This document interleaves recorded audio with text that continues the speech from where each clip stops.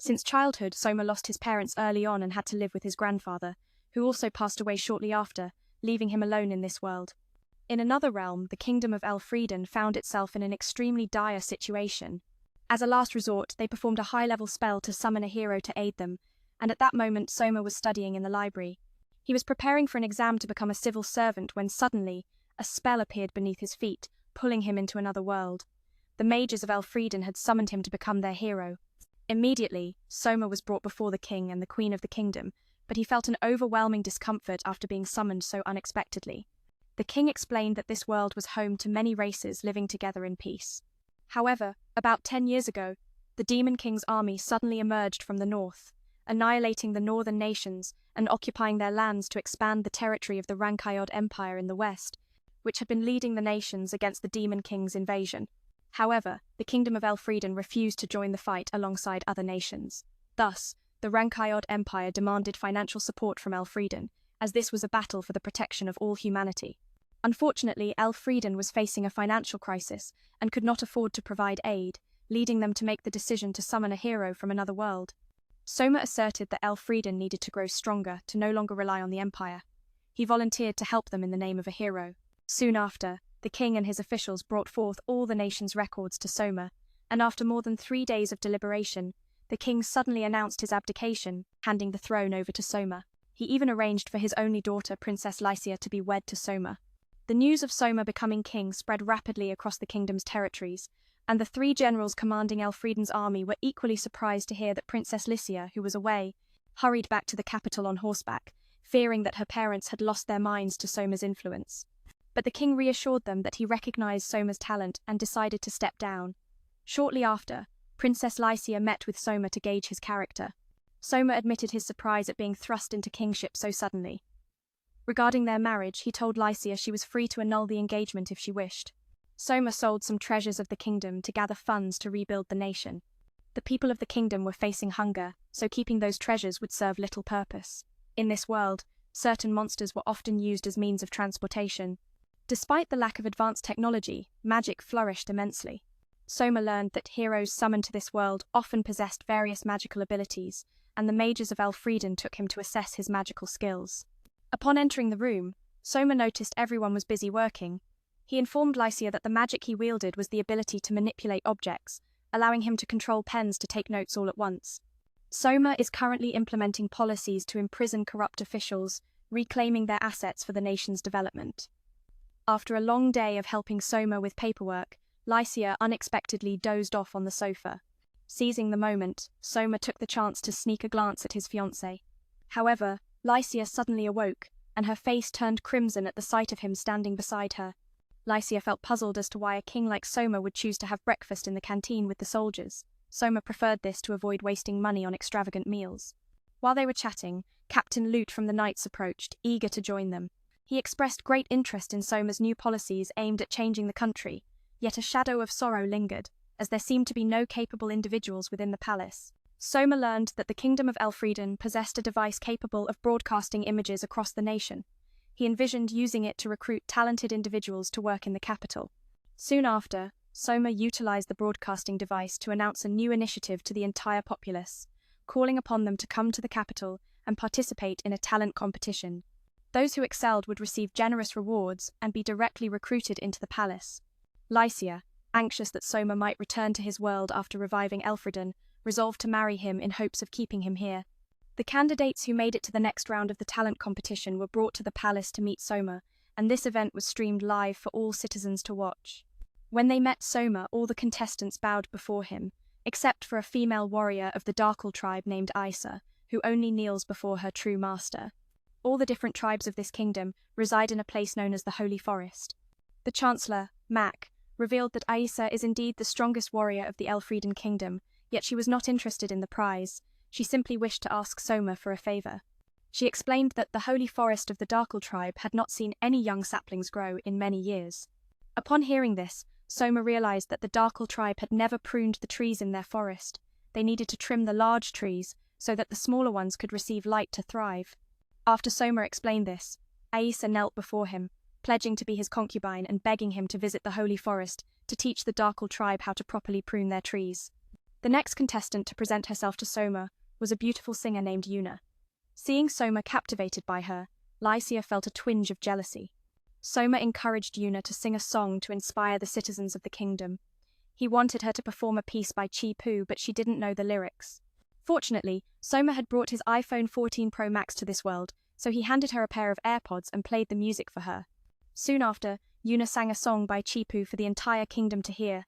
Everyone was mesmerized by her incredible voice, and they couldn't help but acknowledge her talent.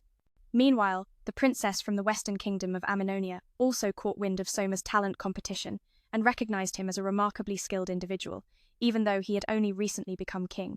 Then, a chubby friend named Bonjo approached Soma, but stumbled and fell flat on his face. Bonjo was a famed food critic who had tasted numerous delicacies throughout the kingdom. Hearing this made Soma delighted, as he knew little about the culinary arts of this world. After Soma appointed Bonjo to a position in the court, he was moved to tears, never expecting that a food reviewer would have the chance to serve in the palace. After rewarding Bonjo, another individual named Haokura came to present himself to Soma. Renowned for their sharp memory and vast knowledge, Soma quickly appointed this rare talent as his advisor. The final contestant was a young beast girl named Tomo, who possessed a remarkable ability to talk to animals. As everyone discussed Tomo's talent, she suddenly requested a private conversation with Soma. After hearing what she had to say, Soma appeared utterly astonished. In this world, all races from L to beastmen were classified under the same species as humans, while the demon race was placed in a different category, lacking intelligence and the ability to speak human languages. Soma summoned his aides along with Tomo into a private room to discuss this further. Everyone was taken aback to discover that Tomo could even communicate with demons. Though demons were typically perceived as unintelligent, those in the demon lord's territory were quite clever, behaving like humans and wielding weapons with magic. However, they still spoke a completely different language from humans. Tomo used her ability to communicate with a demon while they were in the forest, and that demon even spared her life before its allies arrived. After hearing Tomo's story, Soma believed that there was indeed a way to communicate with the demons, and he felt confident that they could negotiate peace with them. Nevertheless, Soma wished to keep Tomo's unique ability a secret from other nations, fearing that they might exploit her talent to forge alliances with the demon race. His aides quickly agreed with Soma's decision, especially given that the kingdom of Ammonia to the west was continuously provoking Elfrieden. Everyone was utterly stunned to discover that Tomo could actually converse with the demon tribe. Normally, demons lack intelligence, but the demons in the demon lord's territory were sharp. They behaved like humans and wielded both weapons and magic. Yet, despite this, they spoke a language completely alien to humans. Using his unique ability, Soma managed to communicate with one of these demons while venturing into the forest. Amazingly, the demon spared Tomo's life just moments before their troops arrived at her location. After hearing Tomo's story, Soma believed they had found a way to communicate and even negotiate peace with the demon tribe. However, Roma was hesitant to reveal Tomo's extraordinary gift to other nations, fearing some might exploit her ability to forge alliances with demons. Everyone, including Login, quickly agreed with Soma's decision, especially the kingdom of Ammonia in the west, which had been constantly provoking the elves of Frieden. Soma decided to allow Tomo and her family to live within the palace walls for their protection. Lycia was overjoyed. She had always dreamed of having a little sister. The next day, Soma borrowed Lycia's room to work on crafting a strange doll, since his own room was occupied by officials handling paperwork. But when the maid saw them together, she mistakenly thought there was a romantic spark between the two. Soma and Lycia quickly stepped out to meet the steward who had just returned to the palace. Control had travelled across the kingdom and brought back a bag of rare delicacies as Soma had requested. Soon after, Soma hosted a cooking show for the entire kingdom to watch. He revealed the kingdom was facing a severe food shortage, and he wanted to teach everyone how to prepare new kinds of dishes they had never tried before. When the first octopus meat was presented, the girls were visibly horrified. But Yuna explained that people from coastal regions like herself often ate octopus. Soma carefully sliced the tentacles thin, coated them in batter, and fried them until crispy. When the girls tasted it, the crispy octopus was so delicious they couldn't stop eating. Even the townsfolk wanted to catch some octopus to fry like that. The next dish was made from the root of a forest plant called burdock. Soma simply sprinkled salt and sugar on the roots, transforming them into a delectable treat. When it came to fried grasshoppers, everyone was utterly terrified except Tomo, who ate them with ease since her beast tribe often enjoyed such dishes. Soma was surprised to learn the grasshoppers were marinated in soy sauce before frying. When Foma tasted one, he was so moved he couldn't hold back tears. Hadn't savoured soy sauce flavours like this since his days on Earth. Everyone was shocked when Bond showed them the corpse of a blue slime. Normally, even the slightest cut causes a blue slime to dissolve completely, leaving no trace. But Bond used a stick to crush the slime's core without damaging its outer layer. After flattening the slime into thin sheets, Control cut it into strands and boiled them in hot water, cooking the slime delicacy for everyone to try. The slime noodle dish looked a bit eerie at first, so everyone suggested Soma try it first, but after just one bite, Soma was blown away by how delicious it was. His praise sparked the girls' curiosity, and soon they all gathered around the table, devouring the entire pot of slime noodles with joyful enthusiasm right in front of the whole kingdom's eyes. With limited broadcast time, Soma had to wrap up the cooking show here. Thanks to several recent programs, the food shortage crisis was momentarily eased. The Prime Minister, Maku, had retired to his hometown, passing the torch to Hakura. But the kingdom was still desperate for manpower, so Soma proposed that Maku stay on as a minor official within the palace. While strolling outside, Soma suddenly spotted someone training fiercely with Lycia. Their battle was nothing short of earth-shattering, leaving even the demon river in awe. But Soma rushed to stop them, fearing the castle might collapse from their overwhelming power. Today, with a rare day off, Soma invited Lycia for a stroll around the town, and also asked Isa to join as their bodyguard. The three disguised themselves as military academy students to avoid being recognized. Yet Soma felt the uniform didn't quite fit Isa's fiery figure. Meanwhile, Roma was frustrated that the two girls insisted on changing how they addressed him. No more casual nicknames allowed. As they walked, Isa suddenly felt ravenous, so Soma suggested they stop by Yuna's cafe to grab a bite. Upon meeting, Yuna immediately noticed their disguises and called them out. Soma shared that the slime noodles, invented by the stubborn chef, were now a huge hit among customers. But while Soma's gaze lingered admiringly on Yuna, both Lycia and Isa grew visibly uneasy. At first glance, Isa seemed like a fierce elven warrior, but now she revealed herself as a clumsy foodie. During their chat, Soma learned that men in this world could have multiple wives. Under the title of first wife, Lycia gave Soma permission to take another wife. So Isa and Luna began plotting how to become Soma's concubines, each scheming for a place in his heart. The elf kingdom Stradiant boasted over 100,000 soldiers, but the king controlled only half, while the other half answered to 3 dukes, especially Duke Kamai's infantry. However, the 3 dukes seemed to oppose Soma's rise to the throne, hinting at a possible war between Soma and the noble houses. The tension in the air was as thick as a brewing storm. As everyone conversed, they suddenly spotted a couple arguing nearby. The soldier named Howard wanted to side with Duke Kamai against Soma, so Kenny, who worked for the royal army, tried to stop him. Harburg was thrilled, believing war would be his golden opportunity to rise through the ranks, while KD feared other nations would exploit this civil war to invade Elfrieden. Soma recalled Hakuza's warnings about their relations with neighboring nations. No country was friendly towards Elfrieden, especially the kingdom of Ammonia to the west, which was always lurking to invade. Yet, Soma now faced the threat of civil war with the dukes, and Harburg backed Kamai to protect the nobles from Soma, who had seized their corrupt properties. As the two continued to argue, Soma stepped forward, and upon seeing him, Kali was startled, realizing he was the king of Elfrieden. However, Harburg displayed a lack of respect, not recognizing Soma as the king. This angered Soma, who threatened to teach Harburg a lesson about who he was. Once Harburg learned Soma's true identity, he trembled in fear. Yet, Soma did not punish Harburg for choosing Kamai's side. He understood that Harburg and Kamai were childhood friends, and if he sided with Kamai, he'd be prepared to fight KD, who was a royal army officer under Soma's command. Realizing he would have to confront his best friend if civil war erupted, Harburg decided not to side with Kamai anymore. Days later, Soma crafted a puppet and used his manipulation magic to control it. While playing with the puppet, Howard's father unexpectedly requested to see him.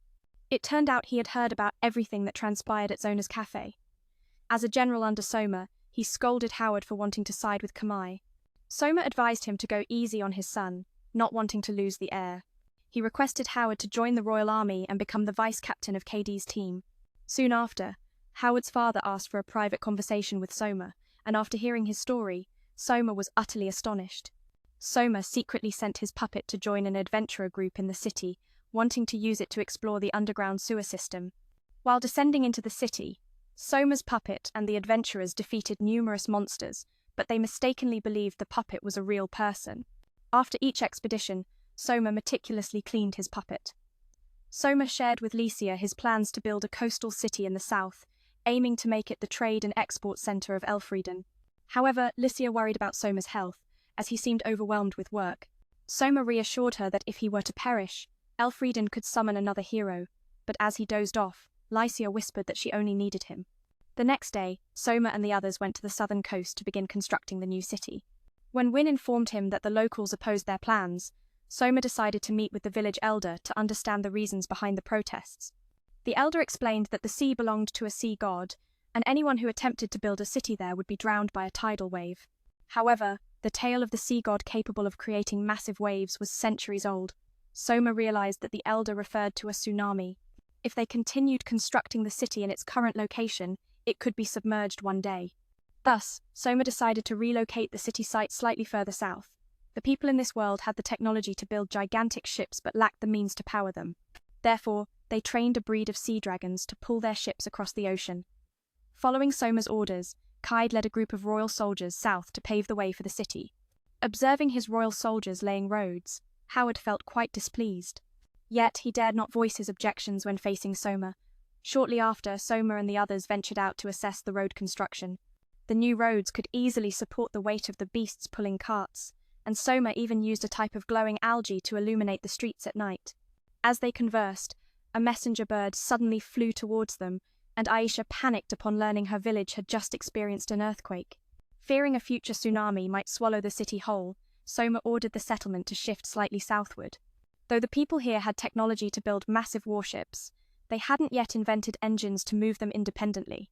Instead, they trained sea dragons to pull the ships across the ocean under command. ISEKAI'D led a royal troop south to build roads for the new city. Seeing soldiers forced into construction, Harvard bristled with discontent, but Hamburg kept quiet, too wary to protest in Soma's presence. Later, Soma and the group surveyed. The progress these new roads were sturdy enough to bear the weight of heavy draft beasts pulling carts, illuminated at night by glowing algae Soma used as street lamps. While chatting, a messenger bird arrived, delivering news that sent Isa into a panic. Her village had just been hit by a massive earthquake, burying over half the homes and many elven villages beneath rubble. Soma comforted Isa, and quickly mobilized soldiers to head to her village for rescue operations. After a carriage ride, the relief team reached the village. Soma met with Isa's father, the village chief, to assess the situation. Understanding the terrain, Soma directed soldiers to dig out survivors trapped under the debris. He even controlled a wooden rat to sneak through cracks and aid the rescue efforts. Once the rescue was complete, Isa's father expressed deep gratitude for Soma's help. Yet, many lives had been lost waiting for aid, and Soma couldn't help but blame himself for not arriving sooner to save everyone. The weight of responsibility pressed heavily on his shoulders. Back in the capital, Yuna visited Soma's room, worried about his health. Lately, Soma had been juggling so many crises, including the earthquake disaster. To soothe him, Yuna sang a gentle melody that slowly lulled Soma into a peaceful sleep. Meanwhile, the three dukes convened to debate whether to recognize Soma as king. Duke Wonder argued that since Soma's reign, the people had prospered, fully supporting his legitimacy. But Duke Gamma refused to accept a foreigner as king, and Duke Castle sought an alliance with Kamai to overthrow Soma's rule. Duke Wante demanded Castle sever ties with his wife and children should he lose the battle, his wife being Castle's daughter and granddaughter to Wonder. Yet Castle's eldest daughter Kara insisted on fighting alongside her father. Meanwhile, King Gaius of Amendonia saw an impending civil war in Elfrieden and conspired with Prince Julius to launch a surprise attack during the chaos. But the princess opposed their plan, reminding them Amendonia was too impoverished to sustain a war. Gaius assembled his generals to prepare for the assault, but a strategist named Converse urged unity among humans to fight the demon tribe instead of tearing each other apart. However, Elfrieden had never joined the human alliance against demons, so Prince Julius argued attacking Elfrieden was unrelated to the demon threat. Meanwhile, Soma contacted the three dukes via a communication device, urging them to submit to his rule. Only Walter and his naval forces agreed to follow Soma, while Kamai and the other dukes refused to acknowledge him as king. Kamai's infantry and Castle's air force planned to join forces to dethrone Soma and restore Lycia's father to the throne. In a show of fierce loyalty, Lycia cut off her signature hairtail to symbolize her unwavering support for Soma. Once her master, she now stood firmly by his side, ready to face whatever storms may come. Her determination radiated like a blazing fire, so much so that even Gam too could feel it. After Casters and Castle broke free from the group call, Runa suddenly appeared beside Water. It turned out Runa was the granddaughter of the Duchess Water, a venerable elf over 500 years old. It was Yuna who revealed to Water, that Soma was a just and righteous king, which explained why she quickly recognized Soma as the true king of the elves. Fred and Gaius led a massive force of 30,000 Amendonia troops into Elfiden territory, setting his sights on the border city of Antamura as his first conquest. Not wanting a brutal fight with the Gaius forces, the Lord of Antona surrendered quickly, yet inside the city, many elf citizens remained defiant, refusing to bow to the Amendonia invaders. The Lord pleaded to return inside the city to persuade the people to surrender, and Gaius agreed, knowing a drawn-out battle here would drain his army severely. Meanwhile, Soma's forces, alongside Kamai's infantry, launched a fierce clash. In just a single night, Soma's soldiers used magic to erect a fortress right before Caster's stronghold. However, Kamai's troops unleashed a barrage of cannons to bombard Soma's newly built fortress. Suddenly, elite warriors from the Dakel tribe appeared, rushing to aid Soma's side. They were repaying a debt after Soma had saved them during the recent earthquake. Immediately after, Luffy led cavalry charges out of the city to wipe out Kamai's cannon line and the corrupt nobles backing him. Kamai grew anxious as his forces faltered, yet he remained confident Soma couldn't win this battle after all. His side boasted 40,000 soldiers compared to Soma's mere 10,000. Gaius waited until late afternoon for the Lord of Antombra to return, but with no sign of him, he prepared to give orders to destroy his fortress. Gaius seethed with anger upon learning that the Lord had yet to persuade anyone to surrender and open the gates. The Lord desperately offered a mound of gold, pleading for just one more day. Gaius granted him a deadline until noon the following day, warning that if there was no surrender, he would send his men to breach the walls. It turned out that Duke Castor had instructed the Lord to feign a ruse to buy time, awaiting Soma's reinforcements after he defeated Kamai. Meanwhile, during dinner, Kaid and Howard amused themselves by teasing the soldiers, reveling in the joy that Halbost had chosen to side with Soma in battle. Meanwhile, Duke Castle was still anxiously anticipating Lord Soma's attack on his fortress. Upon assessing the situation, he reluctantly acknowledged Soma's brilliance as a king, but to surrender now would be more humiliating than death, so he decided to continue battling Soma. But after reassessing the situation, Gaius had to admit that Soma was indeed a remarkably clever king, yet surrender was a humiliation worse than death for him, so he resolved to keep fighting Soma. Suddenly, Kera dashed in to warn Castor that Soma's forces had appeared near their fortress. What shocked them most was seeing Soma fitting wheels to a warship, then dragging it ashore with a pack of beasts. Soma then called Castor, demanding a swift surrender, but Castor refused. In response, Soma ordered the warship to fire directly at Castor's fortress. Castle commanded Kara to lead an air squadron of Vivan units to intercept. Kara struggled against the warship's anti-air defenses, but with combined air power, they managed to destroy its cannons. Yet when they stormed the warship, it was deserted. It turned out Soma had used his puppet magic to control the warship remotely, while he and his comrades infiltrated Castle's fortress for a direct confrontation. Soma urged Castor to surrender to avoid needless bloodshed, but Castor flatly refused. Following Soma's command, Era drew her sword and stepped forward to battle Castor. Castor, a centuries-old dragonkin, proved a daunting foe, making Era's fight grueling. Yet Soma unleashed his puppet alongside Lycia to support Era, enabling her to land a decisive strike that felled Castor at last. After Castle was defeated, Lycia explained to him that Sungmar was a benevolent king. She had placed a slave collar around Castle's neck, a cruel reminder that if he dared defy Soma, the collar would tighten, choking him. Kara quickly surrendered upon seeing her father fall. With the air force under Castle's command now under his control, Soma prepared to strike. Soma and his air force soared swiftly toward Kamai's fortress. Since Lycia and Kamai were close friends, she suggested Soma take Kara as a concubine to save her from punishment. But Soma refused, saying that those who rebel against the king, father and son alike, must face justice. The air force's wyvern riders then bombarded Kamai's stronghold relentlessly. Defeated, Kamai had no choice but to order his troops to surrender. He also handed over the corrupt nobles allied with him to be delivered to Soma. Kamai's men forced a slave collar upon him, mirroring Castle's fate. Meanwhile, Soma received word that Kamai's forces had surrendered, but a surprising twist awaited when Kamai discovered Xuanmai was leading troops westward. It turned out the corrupt nobles had secretly hired 10 mercenaries from abroad to topple Soma. Kamai feigned rebellion to lure them all into one place, capturing them at once. Father and son Kala betrayed Kamai, unaware of this plan. Meanwhile, Gaius and Julius waited half a day for Antamura to surrender, but when no answer came, they prepared to siege the fortress. At that moment, Wante appeared atop the walls. Walker unleashed a dazzling display of power. Soma revealed to Kara this was the first large-scale battle he truly commanded, and he felt a pang of discomfort watching soldiers fall on the battlefield. Seeing his side falter, Gaius urged his son Julius to flee immediately.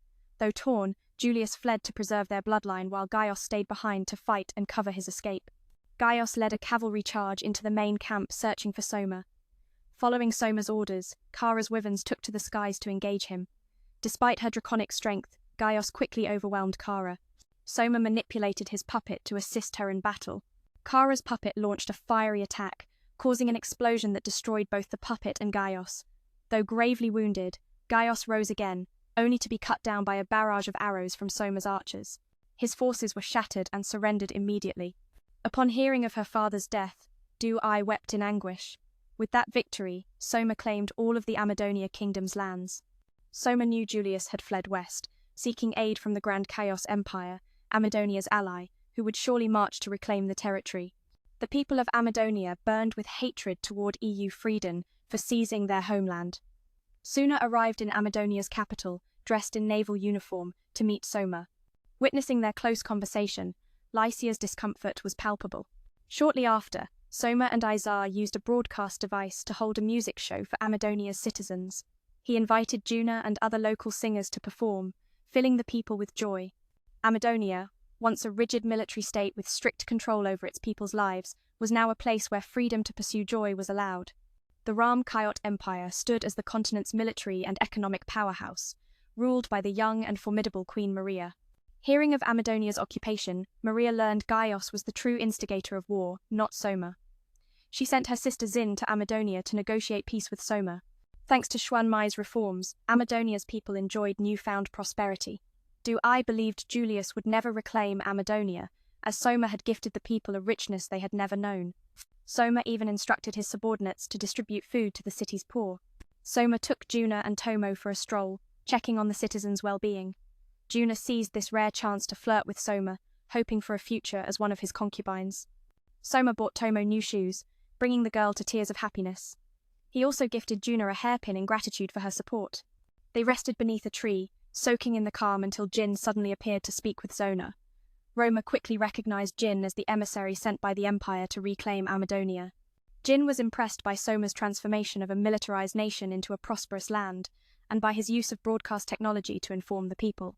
Yet Jin insisted on reclaiming Amadonia for Julius under Queen Maria's orders, proposing to negotiate with Soma. She left promptly. Back at the castle, Soma gifted Ira a lipstick he'd bought outside. Seeing Lycia's jealousy, he quickly presented her a beautiful necklace. Soma vowed to protect this new family, no matter how strong the enemy. Thank you for watching this summary of The Heroic Realist's Kingdom Reform. Don't forget to subscribe and ring the bell to catch new videos as they drop. Stay tuned for more epic anime journeys where courage, strategy, and heart collide.